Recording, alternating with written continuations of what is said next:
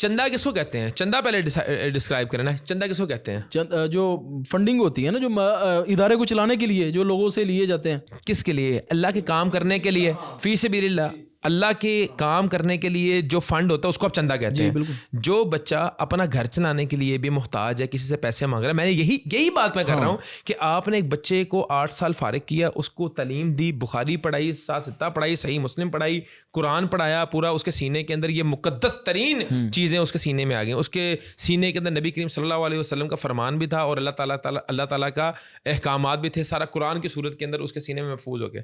जब वो वहाँ से फारिग हुआ तो वो बेचारा मांगने पे मजबूर हो गया। और मैंने क्या बात, इसमें मुआशरे की भी तो गलती है ना। क्या मुआशरे की गलती? मुआशरे की गलती ये है कि आपने क्यों नहीं स्किल डेवलपमेंट की अपने बच्चे के अंदर? मेरा सवाल है ना, सवाल। डॉक्टर साहब देखें, एक डॉक्टर है, उससे आप उम्मीद करेंगे वो अच्छा कारी भी हो? चले एक डॉक्टर जो बन के आया, जिसके पास स्किल या जो एजुकेशन है उसकी डॉक्टरेट है, उससे आप उम्मीद करते हैं। जब आप डॉक्टर से उम्मीद नहीं करते कि ये एक इंजीनियर भी हो, यहाँ पे आर्गुमेंट है मेरा। फिर ये बात तस्लीम कर देना, फिर ये बात तस्लीम कर दें कि मदरसे और मदारस में बच्चे जो पढ़ते हैं उनका प्रोफेशनल मौलवीज़म है। फिर आप मौलवियों के प्रोफेशन से डिनाई करें, फिर इसका मतलब है आप इस बात को प्रोफेशन है ना, प्रोफेशन इसका प्रोफेशन है, ये चीज है, ये प्रोफेशन में मैं उनको भी कहूंगा। फिर नहीं, फिर मैं ये कहता हूँ, आप तीन में आप डॉक्टर की मिसाल दे रहे हैं, इंजीनियर की मिसाल दे रहे हैं ना, फिर आप मौलवी के ये प्रोफेशन है भाई, हम फिर उसकी बात करेंगे यार ये प्रोफेशन है, तो अब इसकी इस्तिलाहात की जाएं। इस प्रोफेशन के अंदर जो इमाम मस्जिद है ना, उसकी क्योंकि आज तनख्वाह चपड़ासी की तनख्वाह से कम है, जो ग्रेड 1 का जो एक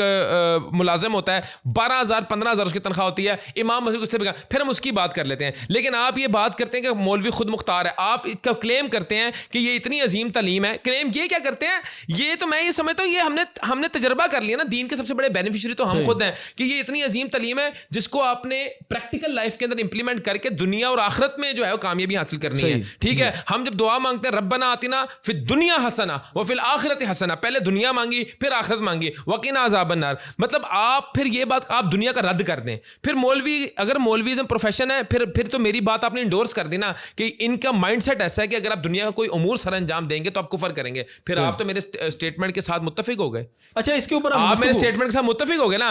फिर आपने डॉक्टर और इंजीनियर की मिसाल नहीं देनी, क्योंकि मैं मौलवीज़म को प्रोफेशन नहीं समझता। मैं ये समझता हूं दीन एक ऐसा निसाब है, दीन एक ऐसी किताब है जो कि दुनिया के अंदर कामयाबियों के रास्ते को अचीव करने का शॉर्टकट है। आपने दीन का इल्म लिया, मेरा जो मौलवियों से या मेरा जो उलमा से मुतालबा है वो क्या है कि अपने बच्चे को आपने एक दीन का पुर्जा फिट कर दिया, एक्सीलेंस हो गई ना। बच्चा हमारा ये ईमान है, तवक्कल है अल्लाह के ऊपर कि इतना बेहतरीन इल्म आ गया, अब उसको इंप्लीमेंट करना जाए, उसको निकालें बाहर, लॉन्च करें, कारोबारी मैदानों में लॉन्च करें, सीएसएस के मैदान में लॉन्च करें, उसको इकोनॉमी के मैदान में लॉन्च करें, फाइनेंस के मैदान में लॉन्च करें, ताकि वो अपने इल्म की प्रैक्टिकलिटी जो है वो इंप्लीमेंट करें, मतलब प्रैक्टिकल करें ना। अब practical implementation of that knowledge का मैदान में ही होगा ना।